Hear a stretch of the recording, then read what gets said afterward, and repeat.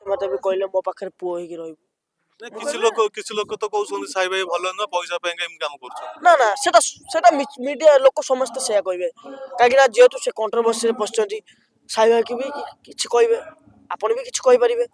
पीयूष भाई हेले सी गोटे सीनियर कलाकार सी भी नाडो पाटे थिले अधारातिर साथी से नाटक से पाठ करथले पूरा चेयर फेयर फोपाड़थले खंडगिरी रे से नाटक रे भाई किछि नै किंतु जो माँ स्टोरीटा माँ को मारुची अनाथ आश्रम को ले जाउची मुंडो फुटा पिटी दउची सेति भाई नांडू बाबू भाइराल कर देले टिके से भाई कोन ପାଇଁ ଭାଇରାଲ କଲେ? भाइराल सी माडो ये करा पर दर्शक चेयर फेयर मार देले। नमस्कार दर्शक बंधु मु दीपू आपण समस्त देखुछंती यात्रा लिंक्स चैनल को दर्शक बंधु मु अछि दुर्गा मंदिर कैंप रे आपण देखि पारुथिबे मो पाखरे कि अछंती आपण मते जानि नथिबे सी भी अभिनय करूछंती दुर्गा मंदिर किछि नाटक रे सी होंती सत्यजित तां घर होची कटक छोटो पिला काहे कि यात्रा जगत को बाछिले कोन एमिति तांकर प्रॉब्लम हैला फैमिली प्रॉब्लम ना आंकर इच्छा थिला यात्रा रे काम करिया पई बड़ हेले बड़ कलाकार होवा पई चलंतु तांको सहित आमे दीपद करथा बाता देखिबा छोटो बहुत छोटो पिला भाई मु तुमको भाई डाकिबी कि कोन डाकिबी जानि पादन तथापि तुमको स्वागत करूची आम चैनल यात्रा लिंक्स को सर्वप्रथम कुह तुम केमती अच्छ ओडिशार अगणित यात्रा प्रेमी दर्शक बंधु मान मोर मिष्ट प्रणाम आपण मानको यात्रा लिंक्स सब्सक्राइब करंतु लाइक करंतु कमेंट करंतु याम भलो अछि।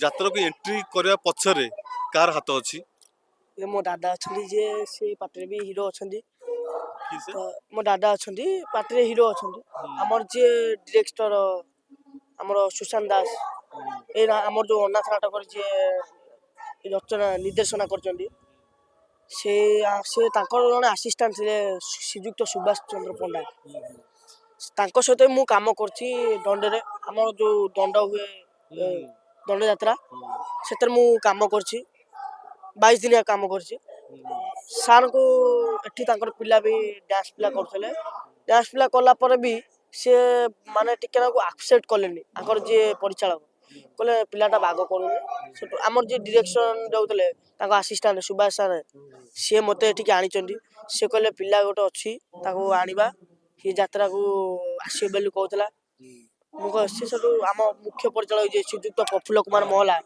तांको भी मोर भूमिष्ठ प्रणाम तांको सकाश मु आज यात्रा रे सुपरिचित पाइछि सेति पय यात्रा को आसिले यात्रा को आसीबार मोर बहुत आगु इच्छा थिला मु आगु चिंता करथिल जे मु गोटे हीरो हेबी बेली भलो हीरो टी हेबी माने जेति हीरो होबा पाई गोटे खुशी लागिला एति पय जे यात्रा जगत को आसीबा देखिबा प्रथम करी पाद देइछि जा हो भगवान करिवे कोन पढिछंती पाठ मु 10th पास करछि ए वर्ष +2 फर्स्ट ईयर हेताला से यात्रा आसली भारी टिके पढ़ाटा तो कंप्लीट करथिले भलो हिथांदा ना पढ़ीबाटा टिके ना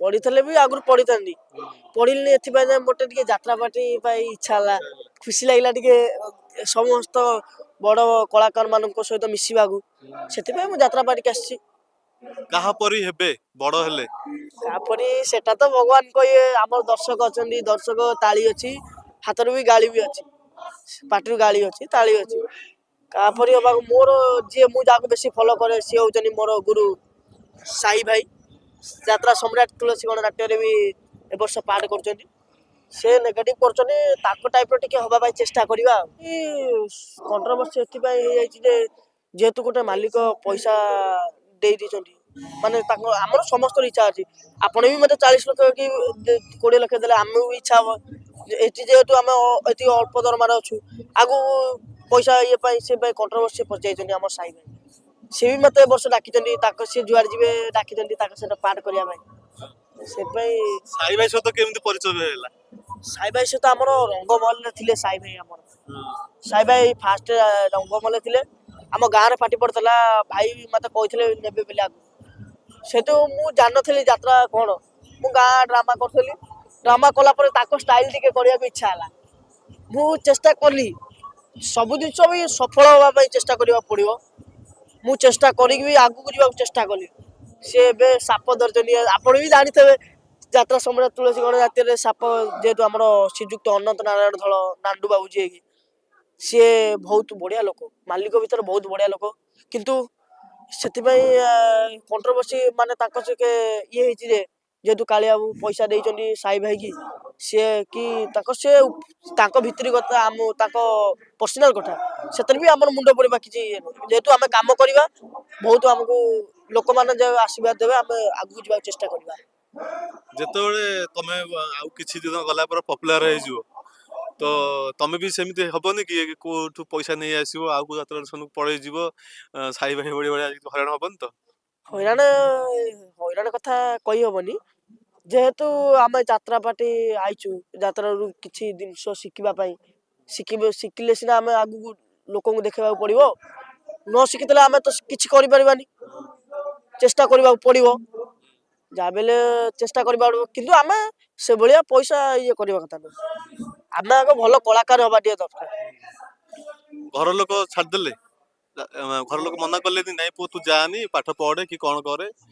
ଘର ଲୋକ ବି ବାଧ୍ୟ କରୁଥିଲେ ପାଠ ପଢିବାକୁ, ସେଇଠୁ ଏବେ ପାଟିତୁଣ୍ଡ ଟିକେ ହେଇଗଲା, ଝଗଡା କରିଦେଲି ଘରେ ଟିକେ, ସିଏ ବି ନାଇଁ ନାଇଁ ମୋ ସକାଶେ ଆସିବା ପାଇଁ ଯାତ୍ରାପାଟି ଆସିବାର ସିଏ ବି ମନା କରିଥିଲେ। ମୋ ବାବା ଯିଏ ମୋ ବାପା କହିଲେ ଶୁଣୁ ପୁଅ ଭଲ ପିଲା ହବୁ, ଯାତ୍ରାପାଟି ଯା, କିଛି ମନ୍ଦ ଅଭ୍ୟାସ କରିବୁନି।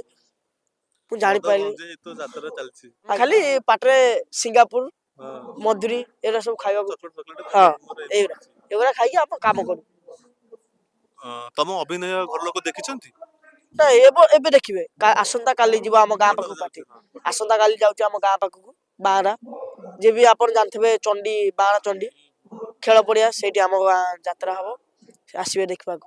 ଦୁର୍ଗା ମନ୍ଦିର କେତେ ଜଣ ନାଟକରେ ତମେ ଅଭିନୟ କରୁଛ? ଦୁର୍ଗା ମନ୍ଦିର 4 ଖଣ୍ଡି ନାଟକ, 4 ଖଣ୍ଡି ନାଟକରୁ ମୁଁ ଗୋଟେ ଖଣ୍ଡେ ନାଟକରେ ପାଠ କରୁଛି। ମୋ ନାଥ ତୁ ଜଗନ୍ନାଥ, ବଢିଆ ପାଠଟା, ପୁରା ସୁନ୍ଦର ପାଠଟା, କେମ୍ପା କୁଜା ପାଠଟା, ମୁହଁ ପୋଡି ପାଡି ଯାଇଛି। ମୋର ଯିଏ ଡାଇଲଗ କୁଇନ, ଆପଣ ବି ଜାଣିଥିବେ, ଓଡିଶାର ସମସ୍ତେ ଜାଣିଥିବେ ଡାଇଲଗ କୁଇନ ଡଲି ଅପା, ସିଏ ମତେ ବହୁତ ଆଶୀର୍ବାଦ, ତାଙ୍କ ଫାଷ୍ଟ ଆସିଲି ଭାଷା ଗାଳି ଦେଲେ, କିନ୍ତୁ ତାଙ୍କ ଭାଷାରେ ମୁଁ ଜାଣିଲି ଯେ ମୁଁ ନିଜକୁ ଇଏ କଲି, ମୁଁ କହିଲି ହଁ ଆଶୀର୍ବାଦ ନେଲି। ମୁଁ ବି କେତେଥର ଚିନ୍ତା କରିଛି ମୁଁ ପଳେଇବି ଯାତ୍ରା ଲାଇନ, ଭଲ ନୁହଁ, ସେଠୁ ମୁଁ ନିଜେ ଚେଷ୍ଟା କଲି, ମୁଁ କହିଲି ନାଇଁ ଯାତ୍ରା ପାର୍ଟି ଗାଳି ଆଶୀର୍ବାଦ ତାଙ୍କ ସକାଶେ ଆମେ ଆଜି ଏତେ ଆଗରେ ଅଛୁ, ନହେଲେ ଆମେ ତ କେବେ କୋଉ ମାଲିକ ବି ଆମକୁ ଚିହ୍ନି ନଥିବେ କି ମ୍ୟାନେଜର ବି ଚିହ୍ନି ନଥିବେ, ଆମେ ଚେଷ୍ଟା କରିବା ଆଗକୁ ଯିବା ପାଇଁ। ପିୟୁଷ ଭାଇ ଭଲ ହଁ ନା ସାଇ ଭାଇ ଭଲ, ନା ଜଣକୁ ବାଛିବାକୁ ପଡିବ, ପିୟୁଷ ଭାଇ ନା ସାଇ ଭାଇ? ଶୁଣନ୍ତୁ ପିୟୁଷ ଭାଇ ଆମର ଘର ପାଖ ଲୋକ, କିନ୍ତୁ ପିୟୁଷ ଭାଇ ହେଲେ ସିଏ ଗୋଟେ ସିନିୟର କଳାକାର, ସିଏ ବି ନାଣ୍ଡୁ ପାର୍ଟିରେ ଥିଲେ, ଆପଣଙ୍କ ନାଟକ ଆପଣ ବି ଦେଖିଥିବେ, ସେ ନାଟକ ଅଧା ରାତିରେ ସାଥୀ, ସେ ନାଟକ ସେ ପାଠ କରୁଥିଲେ, ପୁରା ଚେୟାର ଫେୟାର ଫୋପାଡ଼ିଥିଲେ ଖଣ୍ଡଗିରିରେ, ସେ ନାଟକରେ ଭାଇ କିଛି ନାହିଁ, କିନ୍ତୁ ଯୋଉ ମା ପୁଅ ଷ୍ଟୋରିଟା, ମା ଟାକୁ ମାରୁଛି, ଅନାଥ ଆଶ୍ରମକୁ ନେଇଯାଉଛି, ମୁଣ୍ଡ ପିଟି ଦଉଛି, ସେଥିପାଇଁ ନାଣ୍ଡୁ ବାବୁ ଭାଇରାଲ କରିଦେଲେ ଟିକେ, ଆଉ ସେଥିପାଇଁ ଭାଇରାଲ ସି ମାଡ ଇଏ କରା ପରେ ଦର୍ଶକ ଚେୟାର ଫେୟାର ମାରିଦେଲେ, ବୋତଲ ସେଟା କହିପାରିବିନି ମୁଁ, ସେଟା ଆପଣ ବି ମତେ ଚେୟାର ମାରିପାରିବେ, ମୁଁ ଯେହେତୁ କଳାକାର ଅଛି ଆପଣ ଚେୟାର ମାରିପାରିବେ, କିନ୍ତୁ ଆପଣଙ୍କୁ ଆମେ ଚେଷ୍ଟା କରିବୁନି ହାତ ଉଠେଇବା ପାଇଁ, ଆମର କାହିଁକି ନା ଆମେ କଳାକାର ଯାତ୍ରା ଲୋକମାନଙ୍କୁ ଦେଖଉଛୁ, ଆମେ ଚେଷ୍ଟା କରିବୁ ଆଗକୁ ଯିବା ପାଇଁ, ତାଙ୍କ ଆଶୀର୍ବାଦ, ଲୋକଙ୍କ ଆଶୀର୍ବାଦ, ଦର୍ଶକ ଆଶୀର୍ବାଦ ବି ଗାଳି ଅଛି, ତାଳି ବି ଅଛି ହାତରେ। ପିୟୁଷ ଭାଇ ଯେହେତୁ ହେଲେ, ପିୟୁଷ ଭାଇ କି ମୋ ନମସ୍କାର, ସିଏ ଯାତ୍ରା ଯାକ ବାପା ଯିଏ ହେଲା ଟାଇଗର, ଯାତ୍ରା ଟାଇଗର ଦୈତରୀ ପଣ୍ଡା, ଆପଣ ମାନେ ବି ଚିନ୍ହିଥିବେ, ସିଏ ତାକୁ ଆଣିଥିଲେ ପ୍ରଥମ ଯାତ୍ରା ପାର୍ଟି। ପିୟୁଷ ଭାଇ ବି ପ୍ରଥମ ପୋଲିସ ଥିଲେ, ମାନେ ତାଙ୍କ ଘର ସମସ୍ତେ ପୋଲିସ, ତାଙ୍କ ବାପା ପୋଲିସ, ସମସ୍ତେ ପୋଲିସ, କିନ୍ତୁ ସେ ଯାତ୍ରା ପାର୍ଟି ମୋ ଦେଖା, ଆଉ ଯେମିତି ମୁଁ ଯାତ୍ରା ପାର୍ଟି ଖୁସି ହେଇକି ଆଇଲି, ଭାଇ ବି ସେମିତି। ମତେ 17 ଚାଲିଛି ଆଜ୍ଞା,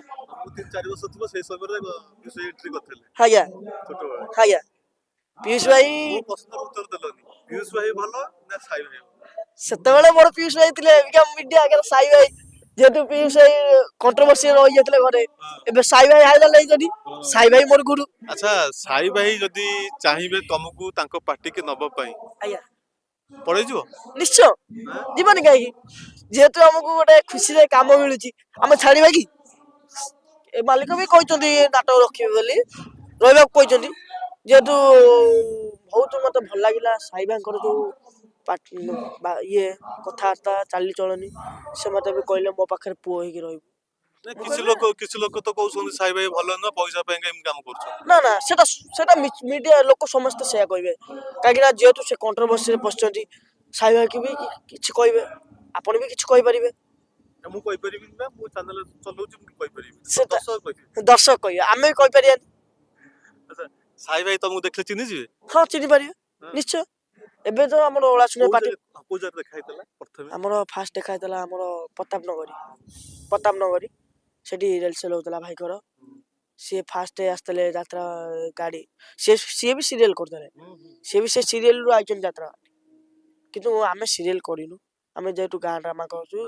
ଆମର ଯିଏ ମୁଖ୍ୟ ପରିଚାଳକ ଶ୍ରୀଯୁକ୍ତ ପ୍ରଫୁଲ୍ଲ କୁମାର ମହଲା, ସିଏ ମତେ କାମ ଦେଇଥିବାରୁ ମୁଁ ତାଙ୍କୁ ନିଜକୁ ଧନ୍ୟ ମନେ କରୁଅଛି।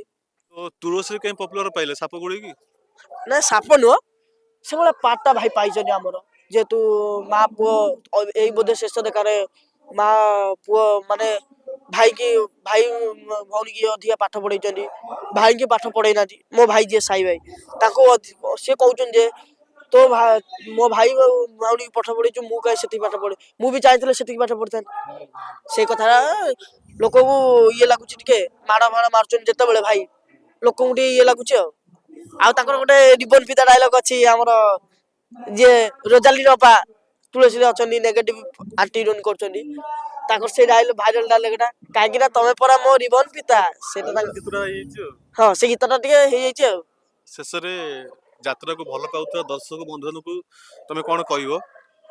ଯାତ୍ରାର ଯାତ୍ରାର ଦର୍ଶକ ବନ୍ଧୁ ମାନଙ୍କୁ ମୁଁ ଜଣାଉଛି କିଛି ଆମକୁ କିଛି ମିଡିଆରେ କୁହନ୍ତୁନି, ଯାହା ଚାଲିଛି ଯାତ୍ରା ପାର୍ଟି ବିଷୟରେ ଯୋଉ କିଛି କଣ୍ଟ୍ରୋଭର୍ସି କିଛି କଣ ଚାଲିଛି, ସେଟା କିଛି ନ ହଉ, ତାହେଲେ ଆମେ ଜାଣିବୁ ଦର୍ଶକ ଆମକୁ ଭଲ ପାଉଛନ୍ତି। ଦର୍ଶକ ବି ଆମକୁ ଭଲ ପାଉ, ତାଙ୍କ ଇଏରେ ଆମେ ଆଜି ଯାତ୍ରା କରୁଛୁ, ତାଙ୍କୁ ଆମେ ଧନ୍ୟବାଦ କରିବୁ। ଆଚ୍ଛା, ଦର୍ଶକ ବନ୍ଧୁ ଆପଣ ଦେଖିପାରୁଥିବେ, ଏକ ଛୋଟ ପିଲା 17 ବୟସ, ଯାତ୍ରା ପ୍ରତି ତାର ଏତେ ଦୁର୍ବଳତା ଥିଲା ଯେ ପାଠ ପଢା ଛାଡ଼ି ଦେଇ +2 ରୁ ପଳେଇ ଆସିଛନ୍ତି ଯାତ୍ରାକୁ ନାଟକ କରିବା ପାଇଁ। ତାଙ୍କର ଇଚ୍ଛା ଅଛି ମୁଁ ବଡ଼ ହେଲେ ସାଇ ଭାଇ ଭଳି ହେବି। ପ୍ରଥମେ ଇଏ ଦଣ୍ଡ ନାଚରେ ଅଭିନୟ କରୁଥିଲେ, ଦଣ୍ଡ ନାଚରୁ ବଡ଼ ବଡ଼ କଳାକାରମାନଙ୍କୁ ଦେଖି ଦଣ୍ଡକୁ ନେଇଥିବା ମୋ ଦାଦା, ହଁ ସେ ମୋ ଦାଦା, ଏଠିକି ମୋ ଦାଦା ହଁ ଦଣ୍ଡକୁ ଯାଇ ଅଭିନୟ କରୁଥିଲେ। ତାଙ୍କର ଇଚ୍ଛା ହେଲା ମୋ ଦାଦା ଯିଏ ମାନସ ଯାତ୍ରାରେ କୁମାର ରାଉତ କେମିତି ତାଙ୍କ ସେ ନାଁ। ଏଣ୍ଟ୍ରି କରିବେ, ଯାତ୍ରାରେ ସେ ଏଣ୍ଟ୍ରି କଲେ, ଯାତ୍ରାରେ ଅଭିନୟ କରୁଛନ୍ତି ଦୁର୍ଗା ମନ୍ଦିରରେ। କୋଉ ନାଟକଟା ଅଛି ସେଇଟା ଦୁର୍ଗା ମନ୍ଦିରରେ? ମୁଁ ଅନାଥ ତୁ ଜଗନ୍ନାଥ। ମୁଁ ଅନାଥ ତୁ ଜଗନ୍ନାଥ ନାଟକରେ ସେ ଅଭିନୟ ଶ୍ରୀଯୁକ୍ତ କରୁଛନ୍ତି। ଡକ୍ଟର ନିହାର ରଞ୍ଜନ ମହାନ୍ତିଙ୍କ ରଚନା, ହୁଁ, ନିର୍ଦ୍ଦେଶନା ସୁଶାନ୍ତ ଦାସ, ହୁଁ। ତାଙ୍କର ନିର୍ଦ୍ଦେଶନା ଆମେ ଆଜି ଯାତ୍ରା ପରିବେଷଣ କରୁଛୁ ସବୁ ଦର୍ଶକଙ୍କ ଆଗରେ, ସବୁ କମିଟିଙ୍କ ଆଗରେ ଆମେ ପରିବେଷଣ କରୁଛୁ। ଦର୍ଶକ ବନ୍ଧୁ ମାନଙ୍କୁ ମୋର ଭୂମିଷ୍ଠ ପ୍ରଣାମ। ଦେଖିପାରୁଥିବେ ଆପଣ, ଛୋଟ ପିଲାଟିଏ, ଅଭିନୟ ପ୍ରତି କେତେ ଦୁର୍ବଳତା ଅଛି। ଆପଣ ଚାହିଁଲେ ବି ଯାତ୍ରାରେ ଏଣ୍ଟ୍ରି କରିପାରିବେ, କିନ୍ତୁ ସର୍ବପ୍ରଥମେ ଆପଣଙ୍କୁ ଟିକେ କଷ୍ଟ କରିବାକୁ ପଡ଼ିବ। କଷ୍ଟ ଯଦି ଆପଣ ସହିଯିବେ, ଇଏ ବି ସାଇ ଭାଇ ଭଳିଆ ବଡ଼ ହେଲେ ବି ହେଇଯିବେ।